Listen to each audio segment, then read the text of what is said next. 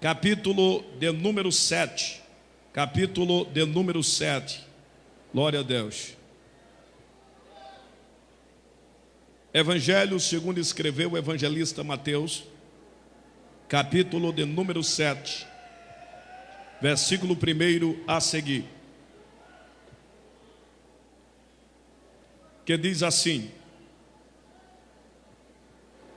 não julgueis, para que não sejais julgados, pois com o critério com que julgardes, sereis julgados, e com a medida com que tiverdes medido, vos medirão também. Porque vês tu o argueiro no olho de teu irmão, porém não reparas a trave que está no teu próprio? Ou como dirá teu irmão: deixa-me tirar o argueiro do teu olho, quando tens uma trave no teu? Hipócrita, tira primeiro a trave do teu olho, e então verás claramente para tirar o argueiro do olho do teu irmão. Podeis tomar assento todos, muito obrigado.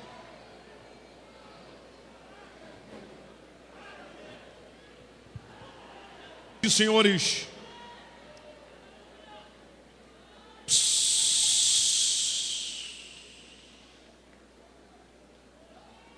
não andem, parem. Deus quer falar com você.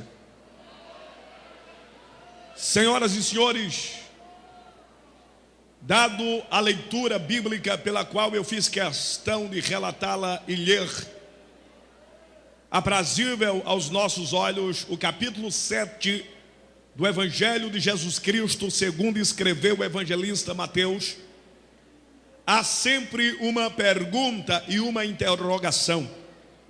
As pessoas sempre dizem que é um texto doutrinário. É bem verdade que eu lhe explico que toda a Bíblia é regimentada em ordem doutrinária. A palavra de Deus deve ser pregada em qualquer módulo oferecido, desde que haja uma inspiração divina, direto do trono da graça ao coração do palestrante, anunciador da palavra do Senhor Jesus. Eu quero pregar hoje sobre 5 direitos que a noiva não recebeu. Esta mensagem está dentro do meu livro. Ora, talvez você agora que está fazendo o encerramento da sua faculdade, a qual também eu fiz há alguns anos, talvez você agora também se pergunta: será que ele vai falar dos direitos legislativos, dos direitos econômicos, do poder executivo, poder judiciário ou do poder religioso? Não. Cabe-me, em minha dimensão, a uma mente vasta, a interpretar o conteúdo a qual eu acho aprazível para um culto como este, que ficará marcado na história da sua vida para aqueles que realmente vieram buscar a presença de Deus. Mas se porventura tem alguém que não veio, com os pés que chegou, mesmo os pés lhe levem para casa. Mas esses que vieram compromissados, levante a mão e diga glória a Jesus pelo conteúdo da palavra. Ora, é este motivo que me traz a dimensão do texto sagrado. O primeiro direito que a noiva não recebeu, esta é a sua preocupação. E quem escreveu este evangelho, porque não existe evangelho de Mateus, não existe evangelho de São Marcos, não existe evangelho de São Lucas, não existe evangelho de São João. Os evangelhos é de Jesus, segundo escreveu Mateus, segundo escreveu São Marcos, segundo escreveu São Lucas, segundo escreveu São João. É por isso que você sempre tem que focalizar e entender que Mateus não tem evangelho, que São Marcos não tem evangelho, que São Lucas e São João, ambos não têm evangelhos, mas o evangelho é do nosso Senhor, que lhes deu autonomia para biografar as suas histórias. É por isso que o pregador diz: evangelho segundo escreveu o evangelista Mateus. Mateus, na antiguidade, era conhecido como Levi, e nada melhor do que ele escrever um capítulo que não há em outros livros. O capítulo de número 7, você não encontra essa história escrita no evangelho segundo escreveu Marcos. O capítulo de número 7, escrito por Mateus, você não jamais vai encontrar no evangelho segundo escreveu São Lucas, ou no evangelho segundo escreveu São João. Este capítulo de número 7 é um desabafo principal. Alguém está desabafando um momento que enfrentou. Alguém fez questão de mencionar exatamente o ocorrente da sua vida. Ora, a Bíblia conta que na chamada de Mateus para o ministério dos discipulados e para o apostolado do Senhor Jesus, diz-nos a palavra que o Senhor vai até a alfândega. É um dos homens que o Senhor faz questão de pedir a ele que lhe dê um banquete. Jesus, pela primeira vez, auto se oferece em almoçar na casa de alguém. E pensa num homem oferecido, era o nosso mestre. Ele não perdia nenhuma ocasião aprazível, a qual ele entendia que poderia ganhar uma alma. Então ele entendeu que Mateus era muito importante para a sua obra. Então ele vai até a alfândega, uma cobrança de imposto diária, e ele diz: Mateus, eu quero almoçar na tua casa. Então Mateus, que era chamado de Levi, salta de alegria, salta de prazer e de felicidade, pois o homem que disse que quer almoçar na sua casa está sendo conhecido como o homem mais famoso já identificado dentro de Jerusalém. A fama acima de Herodes, a fama acima de Pilatos, a fama acima de Anás, a fama acima do sumo sacerdote Caifás.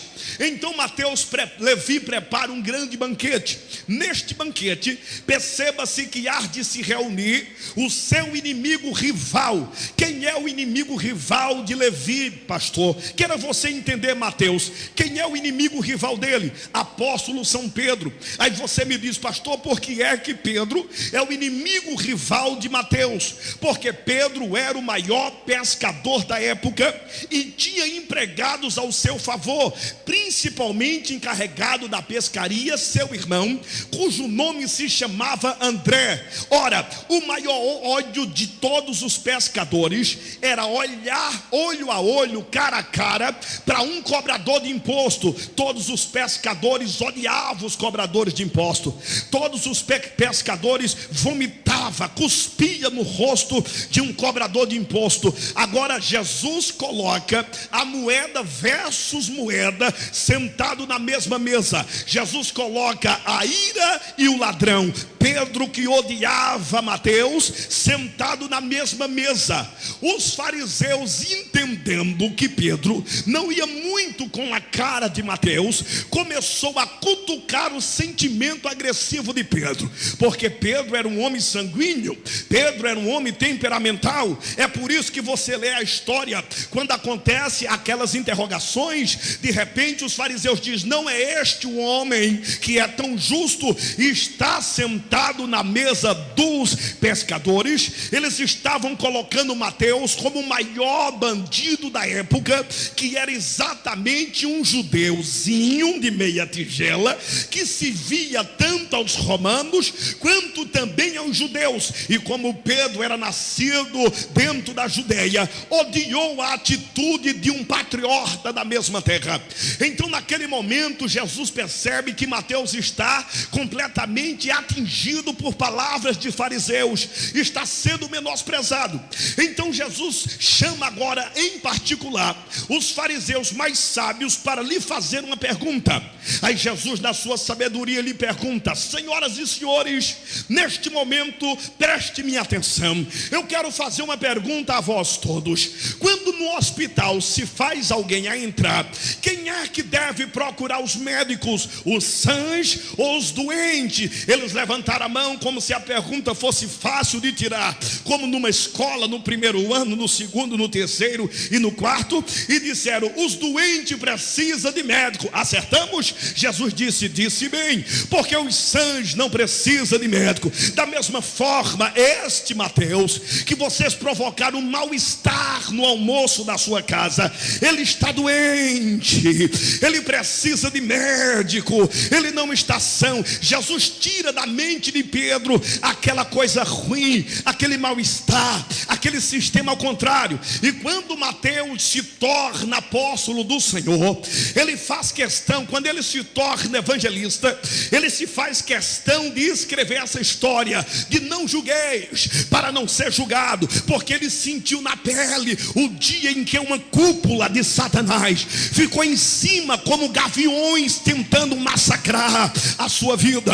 Agora veja os senhores, o primeiro direito que a igreja não recebeu e não vai receber até o arrebatamento se chama direito de julgar a aparência. Quando você discorre o livro do profeta Samuel, você percebe que Deus envia Samuel à casa de Jessé o belemita para separar um dos filhos de Jessé como rei da casa de Israel. Diz a Bíblia que ele pega o chifre de azeite e vai até a casa de Jessé, e quando ele vai se aproximando, Jessé faz uma pergunta e diz: tua vinda é de paz, profeta? E ele diz: eis que minha vinda é de paz, Jessé, visto que Saul estava de olho na vida de Samuel passo a passo, porque o Senhor já tinha lhes rejeitado da sua casa. Saul jogou fora a maior oportunidade que um ser humano pode obter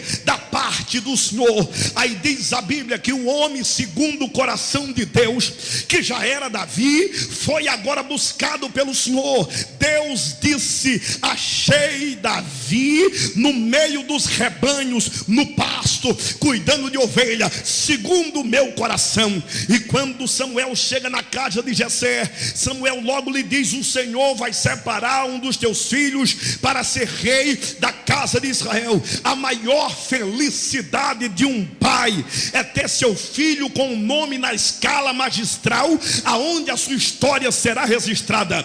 Jessé foi um homem de sorte. Ele tinha 3 filhos que fizeram parte do exército de Israel. Entre eles estavam Abinadab, entre eles estava Eliabe, entre eles estavam Samar. Esses 3 filhos de Jessé, até chegar à idade de guerra, aos 20 anos, foram filhos que provaram diante de Saul que eram homens de guerra, eram homens de batalha, eram homens de conquista. Sim, mas Jessé tinha 7 filhos, e um dos tais era pastor de ovelha. Diz-nos a palavra do Senhor que Samuel entra direto na casa de Jessé, e Jessé pega o seu primeiro filho e passa Eliabe, Deus diz que não quer, e passa Abinadab, o Senhor diz que o rejeita, e passa Samar, e o Senhor diz também que não lhe aprova, até que passa todos os filhos de Jessé. E o Samuel pergunta para Jessé: acabaram os teus mancebos? E Jessé lhe responde: eu tenho um que é pastor de ovelha, é a sobra da minha casa. Agora eu vou lhe explicar algo que talvez você não conheça. Sabe por que Davi era considerado o menor da sua casa? Por 3 coisas. Primeiro, Davi era considerado o mais novo entre os seus irmãos, mas isso não interferia na chamada de Deus. A segunda, Davi nasceu loiro ruivo, ou seja, com um cabelo vermelho e o seu rosto salpicado de sarda. Isto para Israel era sinal de maldição. Em terceiro, a altura física de Davi era desproporcional proporcional à altura física dos seus irmãos. Ora, agora tem um grande mistério. Deus disse para Samuel, no intervalo em que ele queria derramar azeite na cabeça dos irmãos de Davi, me chama a atenção, é quando Deus repreende Samuel, lhe dizendo: Samuel, eu não olho como o homem olha, vocês olham a aparência, mas eu, Senhor, olho para dentro do coração do homem. Eu, o Senhor, olho para dentro do coração do homem. Naquele momento Deus manda buscar o último filho de Jessé. Aí lá vem um pastor de ovelha. Sabe por que alguns jovens dentro de Israel não aparecem pastoreando ovelhas? Sim, mas alguns homens pobres, e normalmente as mulheres eram pastoras de ovelha. Era o cargo menor aonde um moço ou uma moça exercia na casa de Israel. Ninguém no meio de uma família desejava ser pastor de ovelha, porque ele tinha que ter um cuidado extremo. Ele precisava acordar cedo e voltar para casa à tardezinha. Tinha hora para chegar, mas não tinha hora para sair. E em alguns instantes deveria ele matar leão, matar urso, e em alguns momentos ter que pegar o lobo, arrancar sua pele e mostrar para a ovelha que aonde tem bom pastor, urso, leão e lobo não pode se aproximar. Agora veja os senhores e as senhoras, a Bíblia nos diz que quando Samuel foi ungir Saul como rei de Israel, a Bíblia diz que Saul bateu na porta e Samuel manda Saul sentar na mesa, e Samuel está sentado. Isto era fora da direção de Deus, mas diz a Bíblia que quando Samuel avistou aquele mocinho franzininho, cabelo vermelho, rosto cheio de sarda, o Senhor disse para ele: você só senta na mesa quando o rei de Israel acabar de chegar. Com Saul é diferente, você senta porque Saul não é rei. Diz a Bíblia que Samuel fica estupefato agora com a sua atitude. O moço não tinha aparência, o moço não tinha estrutura, o moço era pequeno, era franzino, mas Deus disse: achei ele segundo o meu coração. Agora, na mente de Deus, Davi era o que Deus sempre imaginava. Por alguns anos dentro dos céus, os anjos teve que assistir Jeová, o Senhor da glória, andar de lado a lado dizendo: anjos, arcanjos, querubins, serafins, eu tenho que revelar um segredo a vós todos. E eu imagino que os anjos perguntavam: o que é, Senhor? E o Senhor diz: estou apaixonado pelo loirinho do cabelo vermelho, rosto cheio de sarda. Vocês precisam ver o meu sentimento. Parece que eu vejo os anjos perguntar: mas Senhor, é o pequenino da casa de Jessé? E o Senhor diz: vocês precisam ver Saul, aquele marmanjão de 2,7 metros de altura, aquele homem sarrão, não teve coragem de obedecer minha voz na destruição dos amalequitas. Agora vê só o garoto que eu achei. Um dia apareceu um urso, agarrou sua ovelha e ele disse: vai embora, urso. E o urso disse: não vou. Vocês pensam que ele voltou para casa? Não, ele agarrou na barbicha do urso, arrancou a ovelha e disse: eu sou pastor aqui no meu aprisco. Vocês nem imaginam. Houve um dia que eu tive que assistir uma cena. Um leão agarrou a ovelha dele, ele agarrou o leão. Eu imagino que os anjos disseram: e aí, Jeová? Ele correu para casa e o Senhor disse: vocês precisavam ver. Ele correu para cima do leão, arrancou a ovelha e disse: aqui tem pastor para cuidar de ovelha. Vocês não imaginam, vocês nem imaginam. No dia que eu colocar este moço como rei da casa de Israel, não tem leão, não tem urso, não tem lobo que chegue lá. Meu Deus,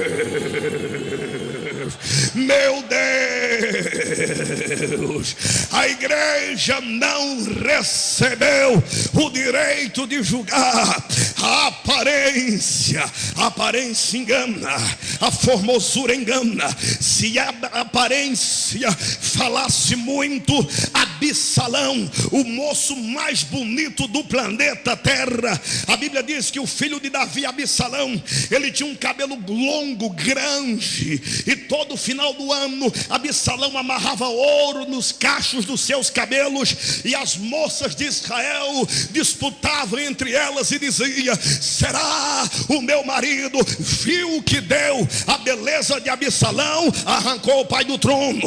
Viu que deu a beleza de Absalão, estuprou 20 mulheres do pai. Viu que deu a beleza de Absalão, corrompeu o conselho de Israel. Viu que deu a beleza de Absalão, morreu pendurado num galho de árvore. Beleza não prega. Se beleza pregasse ou cantasse, Saul estava bonito na finta. É bonitinho, tem olho verde. Tem uns que já tem um olho verde de natureza. Agora tem uns que está indo nas óticas, coloca lente verdinha, que pobre de alma. Coloca lente azul, que pobre de alma. Estão usando agora modelito para ficar bonito. Cabra que nasceu feio é feio. Quem nasceu bonito não pede emprestado, não precisa. Deus não está interessado na beleza. Deus quer um coração para usar.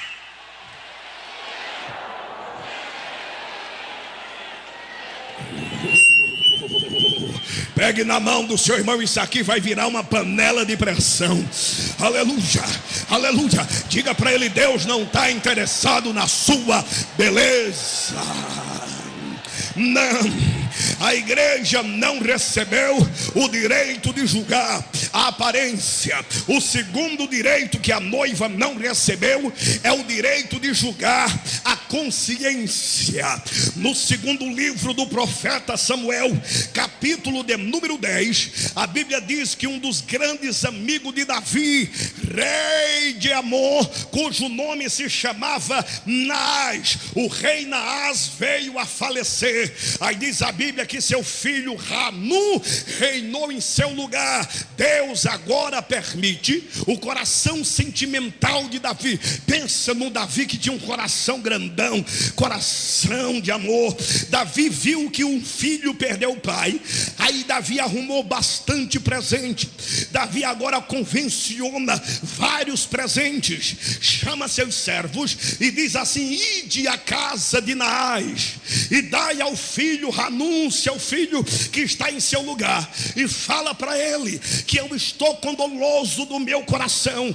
Esta é a prova que eu estou chorando com as lágrimas de Hanun, que perdeu seu pai Naás. Aí nos diz a Bíblia que quando os servos de Davi chegaram dentro da cidade, os príncipes de Naás, pessoas de mente poluída, isso tem em todo lugar, não é somente hoje que você vai ver pessoas de mente poluída, pessoas que interpretam as coisas erradas, pessoas de mente maliciosa. Não, isso está dentro da Bíblia. Venha comigo. A Bíblia diz que os príncipes disseram para Naás: será que tu não, para Hanun, será que tu não sabes que Davi enviou seus servos à nossa cidade para saqueá-la, para roubá-la, para assumi-la e para destruí-la? Aí sabe o que foi que o príncipe sem experiência fez? Chamou os seus guerreiros e disse: pega esse servozinho de Davi, corta a barba dele pela metade. Aí cortaram as suas barbas pela metade e disse: agora corta os vestidos deles até que apareça as suas nádegas. Era o ato pior de humilhação. Aí os servos de Davi voltam para Israel sem a metade das barbas raspada, mostrando as nádegas na avenida.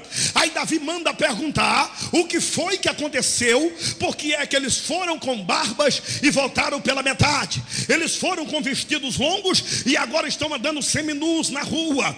E eles disseram: Naás interpretou mal, te julgaram a tua consciência. Tu nos mandasse presente para consolar o coração de um homem que perdeu o pai, correto?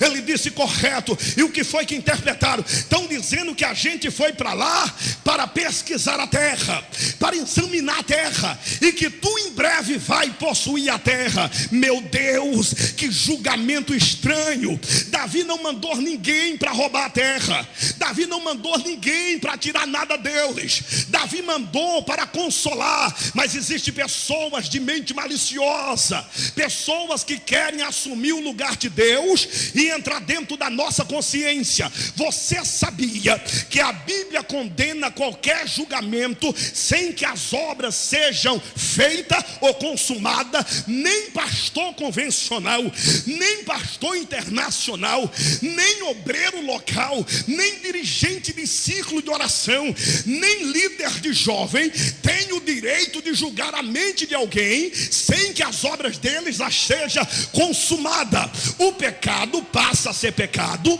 quando as obras são consumadas. Você não está entendendo. Você está dizendo: pastor, o que é que o senhor está querendo me informar? Escute-me por gentileza. Julgar a consciência. Deus é o único que disse para Daniel: vai a Nabucodonosor e diz para ele que eu sou o Senhor, que som dos rins. A palavra rins não é que ele vai tirar pedras dos rins. Rins está falando do físico humano, rins de coração. A palavra coração não está falando do lado esquerdo do homem. Coração do homem é a mente de raciocinar. Deus é o único que pode entrar dentro da minha mente e julgar o que se passa dentro da minha consciência. Agora entenda melhor. Por exemplo, se eu trouxesse de São Paulo um carro novo e desse de presente ao pastor Raul, eu acho que alguém ia dizer: eu acho que ele está querendo futuramente tomar a presidência de Imperatriz. Ora, se eu trouxesse uma gravata italiana e lhe desse de presente vinda de Relessuer da Roma, algum dos obreiros ia ficar ciumado e dizer: no mínimo ele quer ser o vice da nossa igreja. O que é que o senhor está dizendo? O que eu estou dizendo é que se alguém der um abraço no pastor Raul, há aqueles maliciosos que diz assim: não sei não, está interessado em alguma coisa. Se há uma irmã, por exemplo, disser para ele: pastor, deixa eu lhe dar um abraço, aí há aquela irmã de mente adúltera que logo diz assim: está doida para derrubar o meu pastor. Se um irmão, com todo respeito, pegar na mão da irmã Ruth e disser: Deus lhe abençoe, aquele irmãozinho de mente poluída, ele vai dizer: está desejando a mulher do pastor. É pessoas que querem entrar na nossa mente sem saber o que se passa de verdade. Você não recebeu o título de Jeová ainda, meu irmão. Fica, não tem um lugar. Para de ser intrometido. Faz o que te compete. Só Deus pode julgar a minha consciência. Eu estava em Brasília quando eu fui alvejado por um grupo de efeminados jovens que lhe selaram sua vida na prostituição. E quando eu terminei de pregar, aqueles moços, parecendo mulheres, parecendo moças, vieram me cumprimentar. Um grupo de obreiros fez volta em mim, um grupo de senhoras fez volta em mim. E eu vi quando uma irmã santona, porque toda igreja tem uma em um que quer ser mais santo do que todo mundo, e disse aí: cuidado, o pastor não pode atender vocês. Aí um disse assim: eu quero no mínimo pegar na mão dele. Aí um obreiro atravessou na frente e disse: respeito o homem de Deus, mude de vida. Aí ele disse: eu mudei. Eu quero dizer para ele que ele pregou tudo que eu precisava. E quando ele disse: Jesus salva, uma bola de fogo caiu na minha vida. Estou mudado, eu estou mudado, eu estou mudado. Está transformado. Pessoas julgam a nossa consciência. Existem irmãs dentro da igreja que educadamente é chamada irmã fleumática. Que tipo de senhora é essa? É aquela irmã que é tíndia. Ela não reage nem que o fogo queima a sola do pé.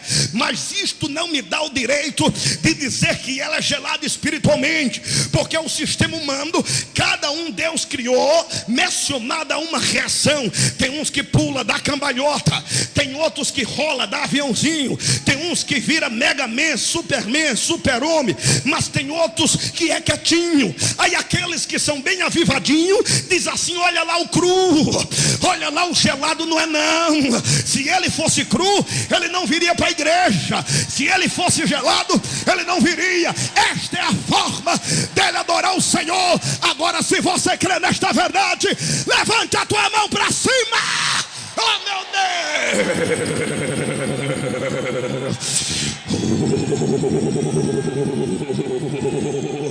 Meu Deus! Quantos juízes nós temos dentro da igreja, pessoas que querem entrar na nossa consciência. Se eu colocasse aqui hoje um terno do pastor Miguel, alguém aí ia dizer: eita, negão amostrado, isso é porque é preto. Se eu venho com um terno mais simples, ele diz: não pode, rapaz, tu é pregador de Gideões missionário, tu tem que andar parecendo uma luva de boxe, todo aparecido. Não é, não precisa. Cada um veste o que tem, o que pensa e o que pode. Pare de cuidar da vida do irmão, cuide da sua vida, cuide da sua vida. Sabe qual é seu problema? Você está com a língua grande demais. Pastor Raul, houve um dia que eu dirigi uma igreja na zona leste de São Paulo, e uma irmã linguaruda infernizou o meu ministério. Aí eu, orando em espírito, eu disse: Deus, mostra-me de fato verídico a vida desta irmã. Aí Deus me deu uma visão, e eu vi, pastor Miguel, um Boeing grande, aqueles aviões que vão para a América e para a China e Japão, que carrega 400 passageiros. E eu da igreja olhava na minha visão que ele me deu, e eu via que as portas do avião abriam, e eu disse: Deus, as portas do avião abriu, e um anjo me dizia: olha e vê. E quando eu abri meus olhos, eu vi 3 coisas balançando, uma do lado direito, uma do lado direito na frente e uma do lado esquerdo. Eu disse: Deus, mas aquilo parece mais um pedaço de língua. Deus me disse: eis aí, meu servo, tem gente que quando morrer, o corpo vai no caixão, mas a língua eu vou ter que alugar um Boeing para colocar a língua dele dentro. Língua de cobra, língua de jacaré, língua de rato. Pega a tua língua para dar glória a Jesus aqui, ó.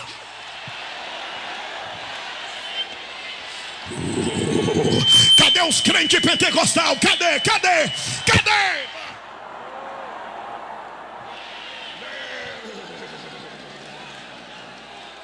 Oh, levante a mão, levante as mãos, levante as mãos. Quem tem glória, dá glória. Quem tem aleluia, dá aleluia. Adore a Deus pelo minuto, adore. Deba Candurash, Urabanda Candurash Andará. Quantos estão sentindo a presença do Senhor? Quem está sentindo aí? Quem está sentindo? Está queimando aí, irmão, está queimando, está ardendo. Você ainda não viu nada. A chaleira ainda vai ter que explodir, aleluia. Deus se agradou desta festa, e o Senhor me disse que nenhum de vós sairão daqui com as mãos vazias. Deus tem algo a realizar.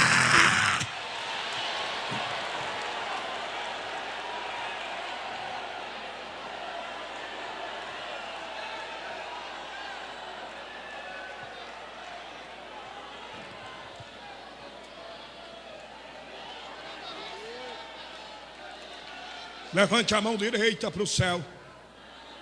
Coloque na sua cabeça. Olhe para seu irmão. Diga para ele: não quero entrar dentro da minha consciência.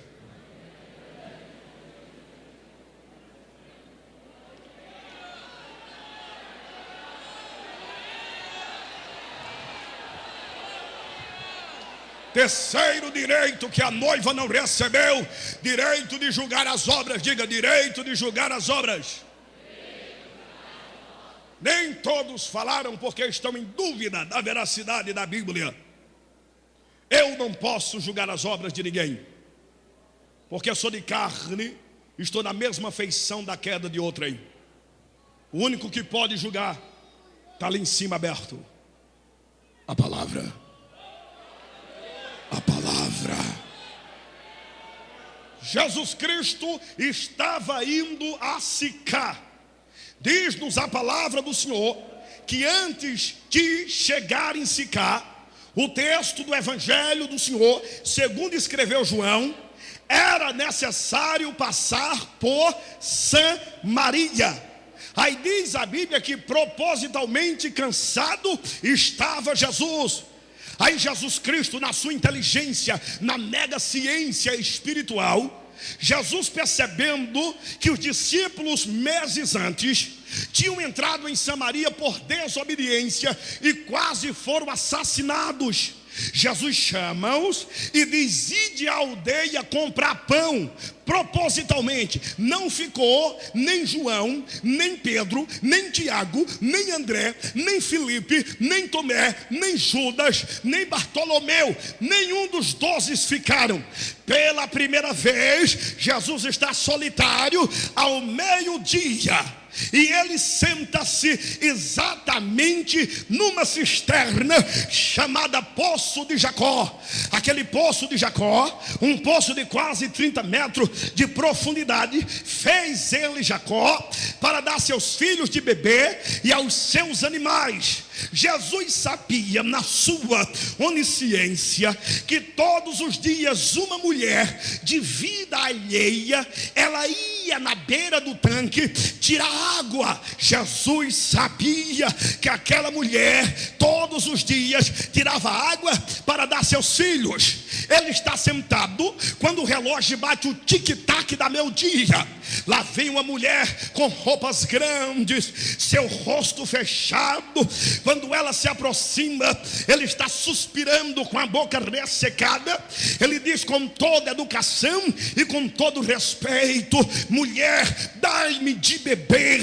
Ela olha para ele dos pés à cabeça e faz um desabafo, visto que os samaritanos não se comunicavam com os judeus. 90% dos crentes imagina que os samaritanos é egípcio. 90% dos crentes imagina que os samaritanos são indianos ou nasceu na Etiópia. Não. Sabe qual é o problema de Samaria e Jerusalém? Eis aí a explicação. Quando Neemias reedificou Jerusalém, Neemias reedificou a capital do sul. A Bíblia diz que tinha duas capitais em Israel: capital do sul, Jerusalém; capital do norte, Samaria. Quando Neemias reedificou Jerusalém, Neemias esqueceu-se propositalmente de reedificar Samaria. A partir daquele dia, os pais e as mães passaram a ensinar seus filhos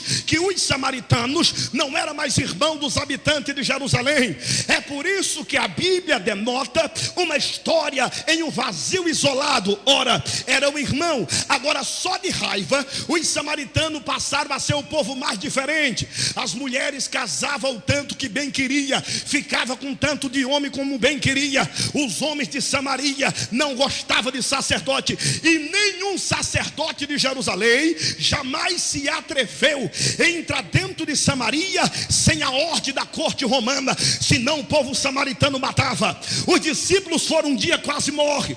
Agora Jesus, conhecendo que na beira do tanque tinha uma mulher de vida fácil, Jesus chamou seus discípulos e disse: ide à aldeia comprar pão. Agora veja os senhores, imagina, aquela mulher, ela já teve 5 maridos, e o que agora ela tinha era um reserva, era um atacante depois da meia-noite. Isto eu estou lhe dizendo que não eram os homens que pulavam a cerca atrás dela, não, ela era que ia pular cerca atrás dos homens. Mas em nenhum momento na história Jesus toca nesse ato imoral. Em nenhum momento na história Jesus toca neste ato que denigre a imagem masculina e feminina. Mas com respeito, ele olha para ela e diz: mulher, dá dai-me de beber. Ela diz: ei, como sendo tu judeus, pede de beber a mim, que sou samaritana. Não sabes tu que os judeus não se comunicam com os samaritanos? Aí Jesus apresenta a identidade do céu. Jesus disse: se tu conheceres o dom de Deus e com quem tu está falando, tu lhe pediria água e ele te dará uma água que salta para a vida eterna. Agora veja, pastor Raul, olhe para mim por favor. Se Jesus fosse eu ou alguns pregadores brasileiros, principalmente aqueles que querem ser estrela, Jesus ia dizer assim: se tu conhecer com quem está falando e depois o dom de Deus, tu lhe pediria água. Jesus não era um adúltero. Ele disse: se tu conhecer primeiro o dom de Deus e depois com quem tu está falando, tu lhe pediria água e ele te dará uma água. Quem já bebeu desta água? Quem já bebeu? Que salta para a vida eterna. Ela olhou para Jesus e ela disse: mas eu vejo que o Senhor não tem com que tirar. Jesus olha para ela e diz assim: senhora, quem bebe do H2O tornará a ter sede. Ela disse: porventura és tu maior do que nosso pai Jacó? Jesus Cristo disse para ela naquele momento: quem bebe desta água tornará a ter sede, mas aquele que beber da água que eu lhes der, nascerá nele uma fonte. É uma fonte, não é uma gotinha, não, é uma fonte. Meu Deus, será que tem fonte jorrando aí hoje? Será que tem fonte jorrando aí hoje? Será que tem fonte jorrando aí hoje? Que salta para a vida eterna. Quando Jesus disse isso, irmã Ruth, aquela mulher estatalou os olhos e olhou para Jesus e disse: me dê desta água. Veja que Jesus está conversando com ela há quase 40 minutos e ela disse: me dê desta água. Aí depois de muito tempo, Jesus, com respeito, ele diz: vai e chama teu marido. Agora tu imagina se Pedrão tivesse lá, hein? Imagina se Mateus estivesse lá. Ia dizer: como é que pode? Tu é solteiro, rapaz. Tu tá com 31 anos, com sangue na flor da pele, conversando na beira do tanque com uma prostituta. Tu tá dando mau exemplo. Aí sabe o que Jesus fez com aqueles que têm mente fraca? Vão comprar pão, vai pra padaria, deixa eu aqui sozinho, eu entendo como resolver.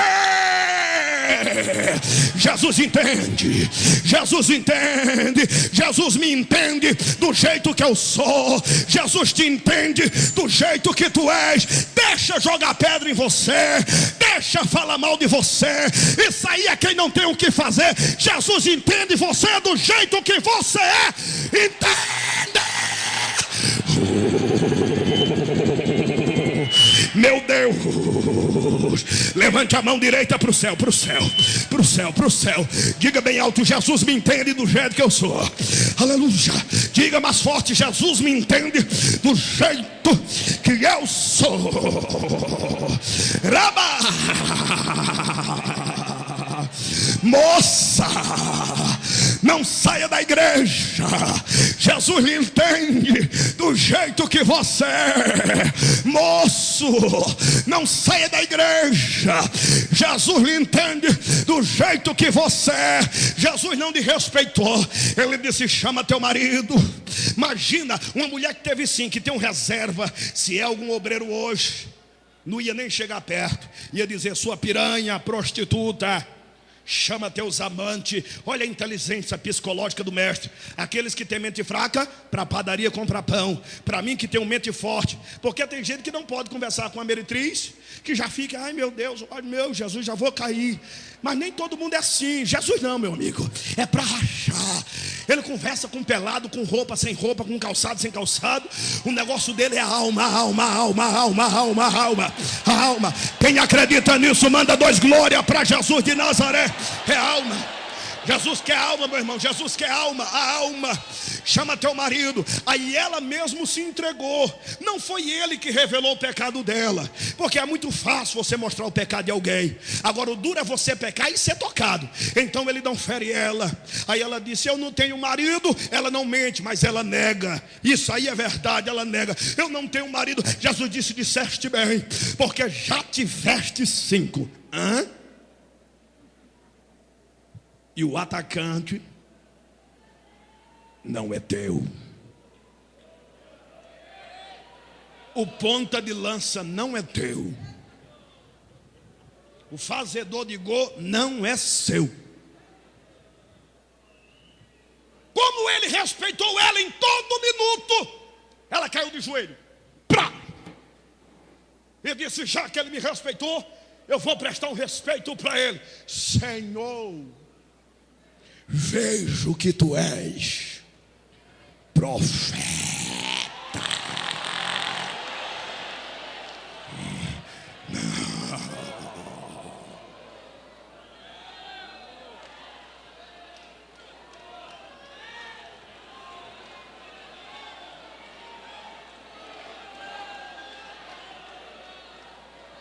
Eu tinha um jovem na minha igreja que ele me deu muita dor de cabeça. E ele era aquele moço bonito. Sabe aquele tipo de rapaz que nasce do jeito que parece que Jesus pega a beleza que era para dar para mim, Jesus deu toda para ele. Narizinho empinado, aquele cabelão grande assim, os olhinhos verdes, troncudinho, barriguinha para dentro. E ele andava arrumado. Só chegava no final da mensagem. Ele chegava lá na porta e fazia assim com o cabelo na porta. Quando dava 8h40, às 5 que ele ficava, no grupo de jovens ficava assim.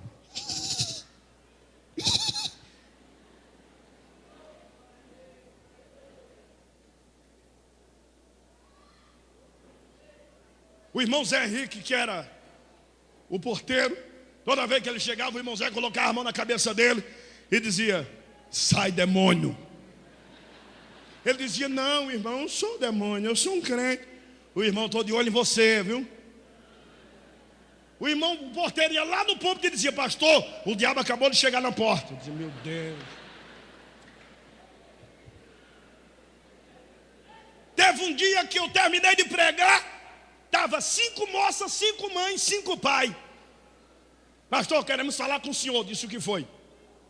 É que a minha filha namora com um rapaz. Aí a outra levantou e disse: não, é eu de verdade. A outra disse: eu, onde é que fico? Eu disse: 1, 2, 3, 4, 5 para um só. Cadê ele? Ele para casa. Aí uma levantou e disse: exclua ele, pastor. Eu disse: tem certeza que você quer que eu exclua ele? Tenho. Desgraçado, está me traindo, cachorro. Eu disse: você gostava quando ele beijava? Você não voltava para casa toda vermelhinha, assanhadinha? E você quer que eu exclua seu amor? Quem aqui sabia quem ficava com quem? 3 sabia, 2 não. Eu disse: se é para mim excluir ele, as 5 passarão pela mesma espada. Aí a mãe de uma disse: pelo amor de Deus, esse pastor é maluco, está errado. Eu disse: não, isso é problema de jovem, deixa comigo que eu vou resolver. A senhora quer que eu tire a sua filha da comunhão? Pelo amor de Deus, não. A senhora quer que eu tire o rapaz da igreja? Ele adulterou? Não. Ele fornicou? Não. O que é que a senhora quer que eu faça? Vá para a sua casa, porque aqui dentro eu sou pastor e vou reger a casa. Na outra semana eu estou pregando, orei por ele, jejuei por ele. Ele chegou na porta desconfiado. O irmão Zé olhou para ele e disse: demônio, tu está acabando com a vida do pastor, não é? Entra na igreja. Ele disse: não. O irmão Zé foi lá no púlpito e disse: o demônio chegou, pastor. Mas eu estava naquele dia, sabe aquele dia que o pastor da própria igreja, ele fica cheio, abusado, possuído e dominado de poder? Porque o próprio pastor da igreja, tem dia que a gente só tem a tarefa de ensinar, mas tem dia que a gente vira uma loucura. E eu disse: receba A igreja ficou bem quietinha. Lá na porta eu vi aquele rebuliço de um obreiro: segura daqui, segura de lá, segura daqui. O irmão Zé correu e disse: agora o senhor é o cara. O senhor disse: receba, o diabo pegou ele, vai lá na porta. Quando eu cheguei na porta, a gravata dele para um lado, o sapato lá no chão, a meia para fora, ele todo cheio de baba. Coloquei o meu ouvido na boca dele. Eu disse: irmão Zé, o senhor está enganado, homem. Ele não está com demônio. Disse: é demônio. E está imitando língua estranha. Eu disse: não, Jesus acabou de batizar ele com o Espírito. Quantos acreditam no poder de Deus? Sacode a mão para cima e manda um glória gostoso. Quando eu grudei nele, ele estava igual uma Toyota. Aí eu disse: arrasta ele para dentro da igreja. O irmão Zé segurou ele: sai demônio. Não é demônio, irmão Zé, é poder. Irmão Zé: sai demônio, eu te conheço, está enganando o pastor. Não é demônio, irmão Zé, é poder. Coloquei ele bem no meio da mocidade. Aí Jesus foi batizando.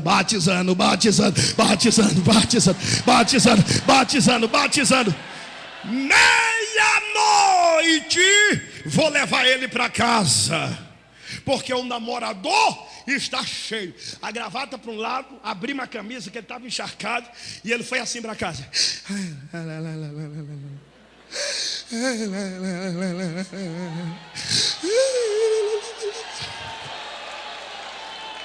Será que Jesus merece um glória gostoso da tua boca? Cheguei na casa dele, toquei a campainha, blim, blim. A mãe dele saiu. A mãe dele é da igreja da Pomba, dos encostos. Aí eu disse: está aqui seu filho. Ela: meu Deus, o meu filho está com encosto. Quem fez isso com ele, pastor? Eu não sabia, se não congregava com o senhor. O senhor coloca encosto e tira encosto? Eu disse: eu não coloco não.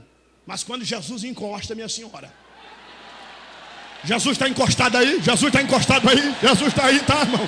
Tá. Oh, amantoria sebamburabai. 3 da manhã ela me liga: pastor, tem como o senhor vir tirar o encosto do meu filho, pastor? Eu disse: como assim? Ele fica assim, ó. Eu disse: encosta mais, Jesus, encosta mais, encosta mais, encosta mais, encosta mais, encosta mais. 7 da manhã ela me liga: pastor. Eu disse: oi. Estava com um sonhão desse tamanho de sono. Oi. Eu quero que o senhor agora garanta o emprego do meu filho. Ele ia trabalhar agora de manhã, e o patrão disse que se ele faltasse, mandava ele embora. Perdeu a hora, viu? O patrão disse que nem precisa vir, só vem aqui para dar baixa na carteira. O senhor tirou o emprego do meu filho com esse encosto. O seu encosto não é igual encosto da minha igreja não, viu? O seu encosto tira emprego, da minha igreja dá emprego. Disse: eita, agora, meu Deus. Lá vai eu de manhãzinha, 8 horas. Rapaz, como é que tu tá? E ele... Eu disse: é gostoso. Ele: maravilha. Eu disse: tá bom. Ele: eu vou pedir para Jesus dar um basta no poder. Ele: não, eu quero mais. E a mãe: meu filho, tira esse encosto dele. Tirei o encosto. Sai, espírito, um pouquinho, desencosta. Quando chega uma semana depois, Deus abre uma portona para ele. Manda um glória bem alto aí para Jesus, vai. Deus abre uma porta para ele. Mas é uma porta. Eu costumo dizer que Deus não abriu a porta, quebrou o portão, tirou o ferrolho, guardou o cadeado de centro, que a passagem está livre para ele. Aí chegou um domingo, ele bem internado assim, todo arrumadinho, cabelo cortado. Chegou do lado do púlpito, o irmão Zé colocando barreira: sai demônio, sai. Aí ele chegou para mim e disse assim: pastor, tem como o senhor deixar eu ser obreiro? Eu disse: ué, mas tu foi cheio agora, batizado agora. Não é ser obreiro, a gente tem que ver como que é que Deus fala para ser obreiro. Ele disse: ah, pois é, se for para ser crente de banco, não, eu quero ser obreiro, eu quero ser pastor agora, eu quero ser presbítero, eu quero ser evangelista, eu quero ser alguma coisa na casa de Deus. Ei, só para o diabo passar vergonha, consagrei ele ao diaconato, consagrei ele ao presbitério, separei ele evangelista, troquei a credencial dele para pastor, saí da igreja. Quem é que assumiu o meu lugar?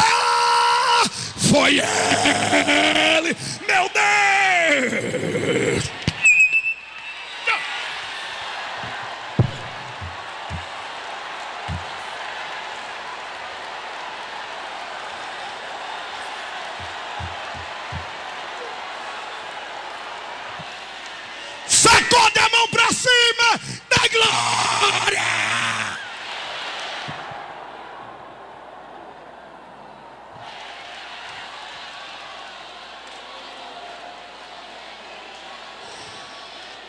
Recebe encosto aí, vai, recebe.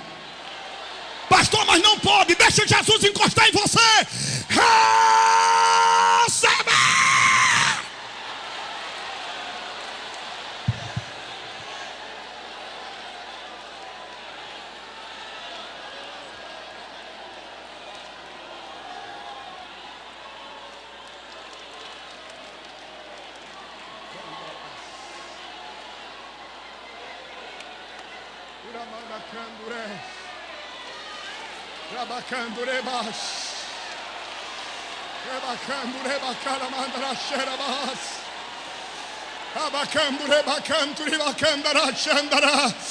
Quem tem glória, dá glória. Quem tem aleluia, dá aleluia. Quem tem línguas estranhas, abre a boca, fala em mistério. Quer pular, pula. Quer gritar, grita. Quer dançar no Espírito, dança. Recebe azeite na tua vida agora.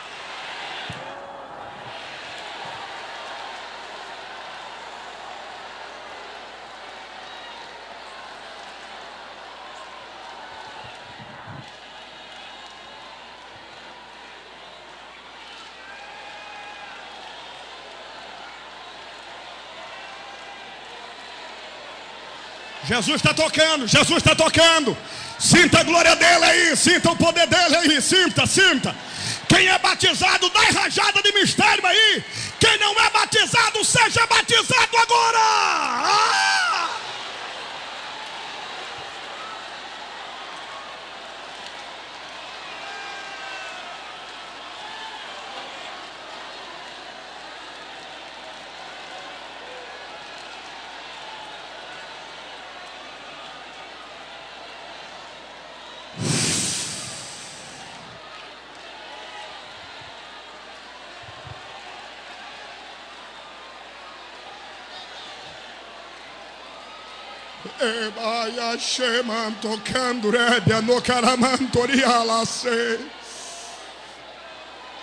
Quarto direito.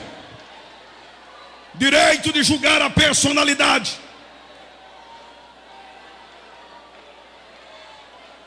A igreja não terá o direito de julgar a personalidade de alguém. Para que se prega o evangelho? Para transformar. O evangelho transforma o quê? A alma do homem pecador em uma alma lavada. Quantos aqui são lavados pelo sangue de Jesus? Mandam glória para ele. O que é a personalidade? 3 personalidades humanas: sanguínea, fleumática, temperamental. 3.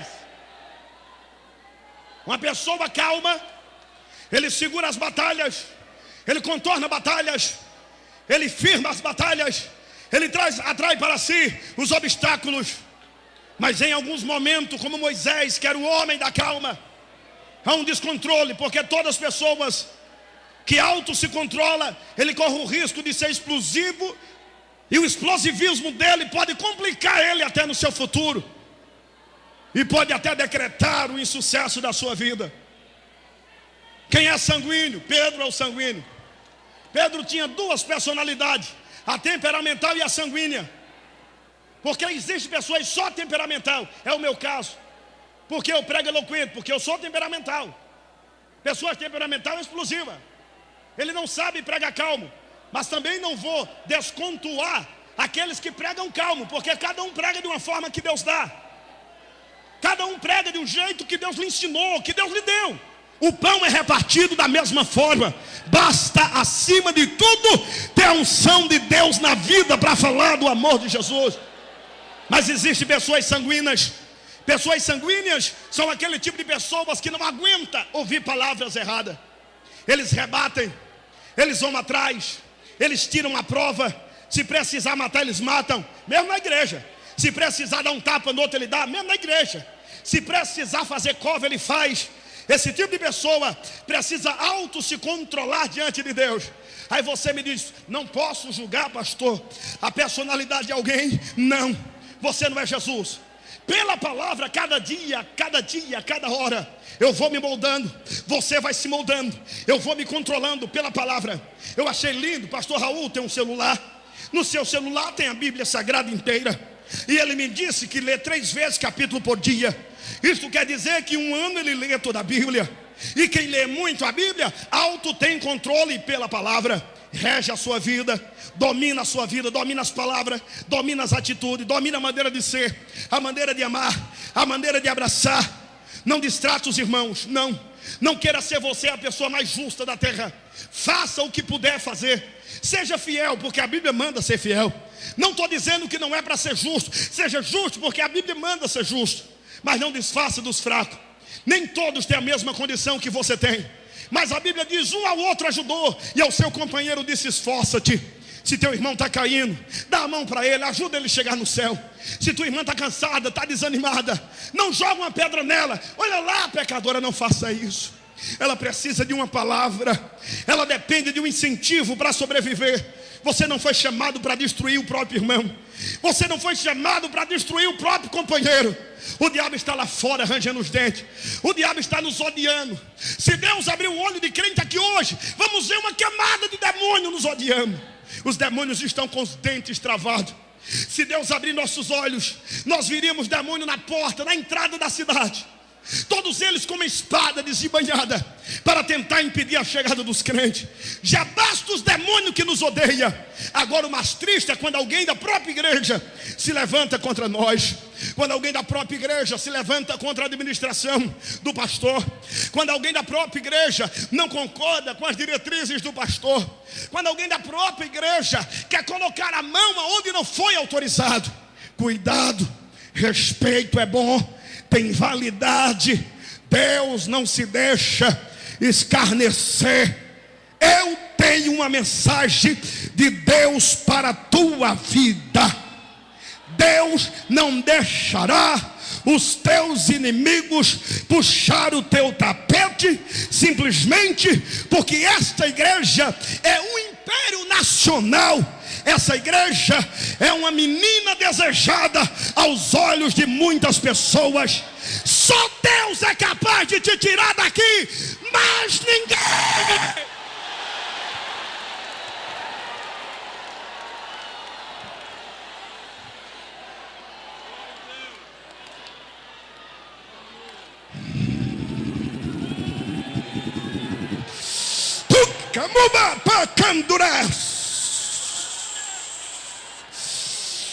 Meu filho,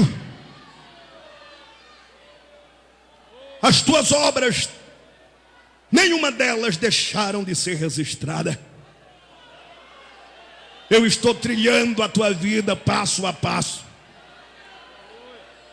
Fui eu que acrescentei as dádivas na terra. Então, porém, tu ainda está vivendo um tempo de reconstruir. Mas prepara-te, porque os levantes que vieram não são levantes para te matar.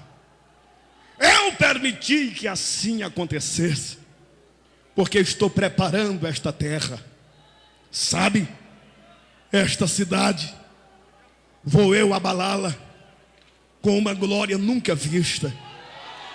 Sabe, desta cidade vou levantar grandes pregadores da minha palavra. Sabes, desta cidade, um celeiro de homens e mulheres serão levantados pela minha unção. E muitos dirão: quem é imperatriz reconhecerá a habitação da glória do Senhor.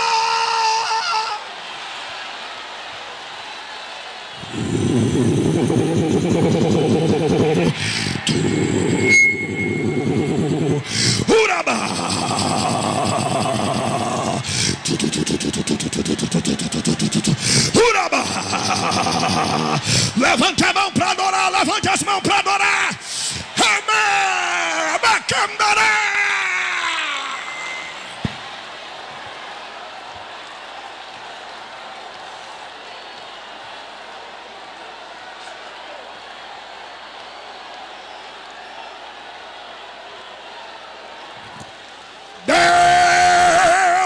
Falou com o meu coração nesta tarde. Eu tive uma visão da parte de Deus enquanto eu orava, e o Senhor acabou de me confirmar: uma nuvem carregada de bênção vai descer.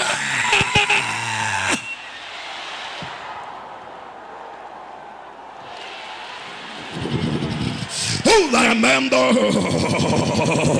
Quem tem glória dá glória, quem tem aleluia dá aleluia. Quem tem glória dá glória, quem tem aleluia dá aleluia. Adore, adore, eu quero ver, adore.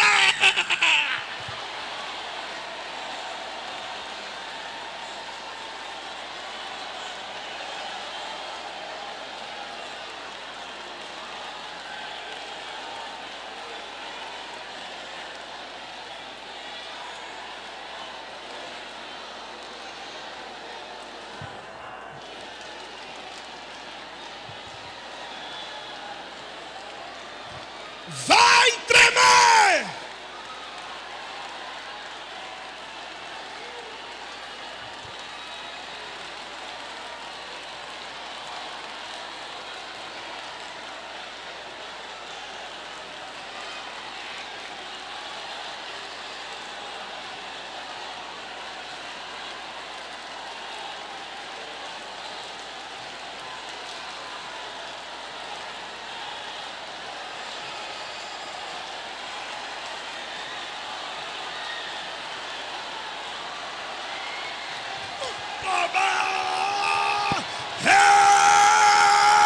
Receba a glória do Senhor agora.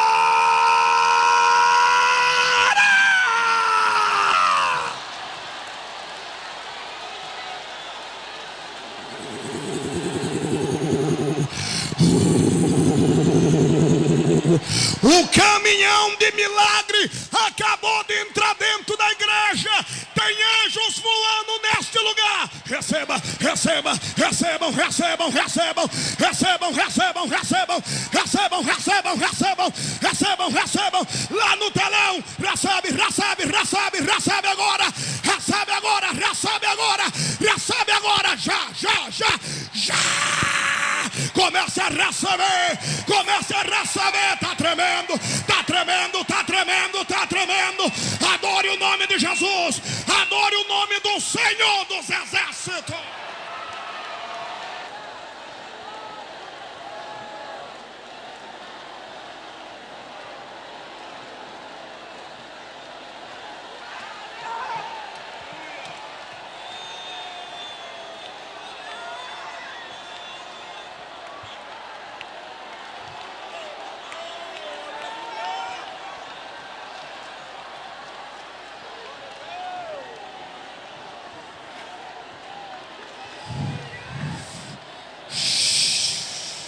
Sinta!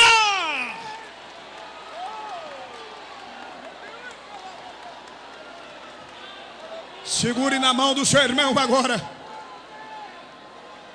Os corredores, liguem um ao outro aí agora. Liguem, liguem, liguem. Nas galerias, liguem um ao outro.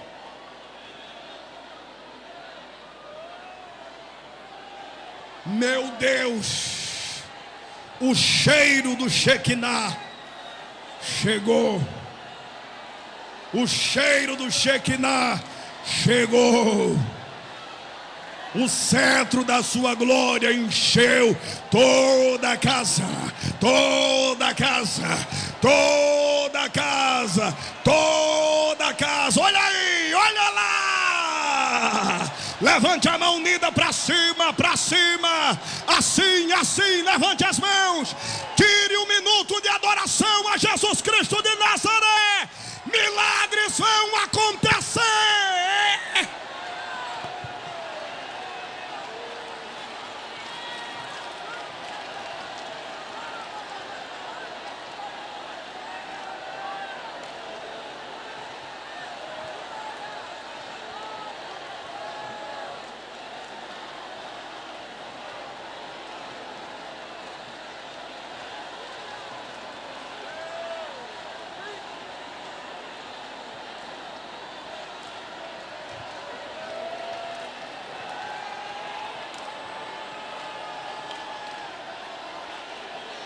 Aproveita que isto é coisa que acontece quando Deus se agrada. Mergulha!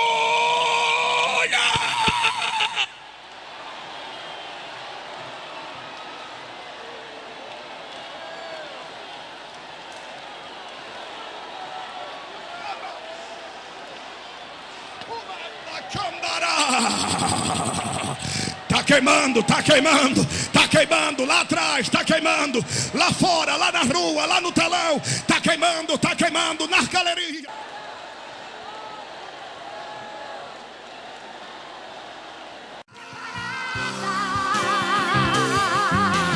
Não era um sonho, era realidade. Sinta o poder de Deus. João viu a Sinta a cidade glória do Senhor. santa, para os crentes sendo Receba o poder de Deus na tua vida agora. João viu e não mais pôde suportar o que João não pode suportar. Todas essas maravilhas preparada para os seus. É pra você, herdará todas essas bênçãos quem vencer. João viu e eu também espero ver o que foi morto e reviveu. O que foi morto já está vivo para sempre. Ele me venceu e com isso a vida eterna nos concedeu. Levante a sua mão para o céu e diga assim comigo: não era real. João viu a cidade Sinta a glória de Jesus Cristo nos teus ossos. Sinta a glória de Jesus Cristo nos teus nervos. Sinta a glória de Jesus Cristo na tua carne. Sinta a glória de Jesus na tua alma. Jesus Cristo está voltando. Te prepares para que tu veja.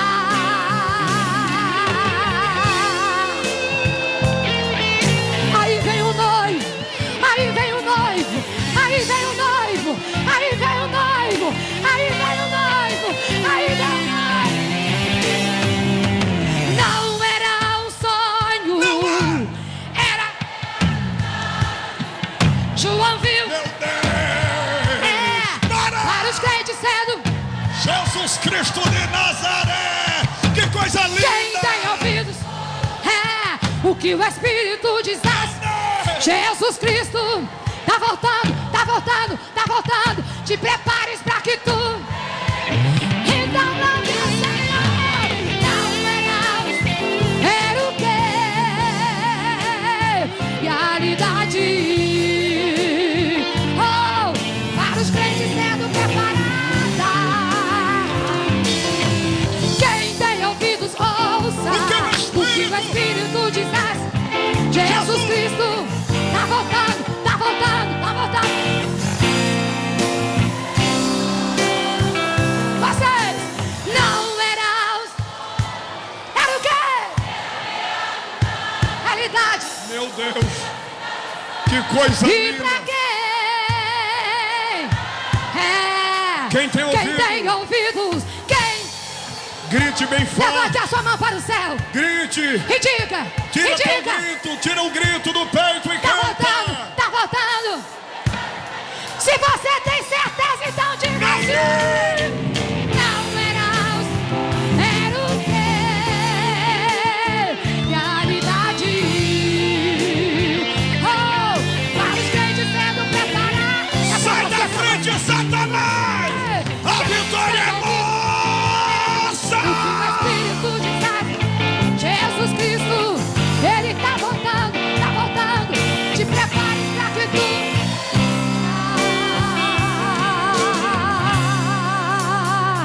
João viu, ele viu, ele viu, ele viu, ele viu, ele viu, ele viu, ele viu.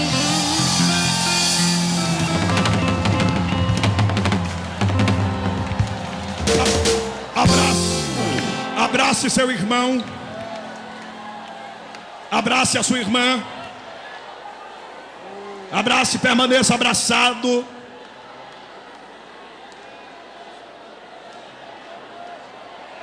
Cadê o maestro? Permaneça abraçado. Feche os seus olhos. Porque Deus está me dizendo que vai acontecer milagres aqui e lá dentro da sua casa agora. Quem pode dizer glória? Diga comigo, abraçado com seu irmão. Diga: Deus, hoje, encerramento do Congresso da UMAD. Eu quero algo mais da tua glória na minha vida, na vida do meu irmão. Diga: Deus, nós não nascemos para perder, mas para conquistar. Diz a tua palavra: tudo que pedindo, crendo, recebe. Recebe. Diga: eu estou recebendo vitória. Vitória. Vitória. Vitória. Vitória. Levante o pé direito, eu vou contar até 3. Você pisa na cabeça do adversário, abraça o irmão e diga: a vitória é nossa. 1, 2, 3, esmaga!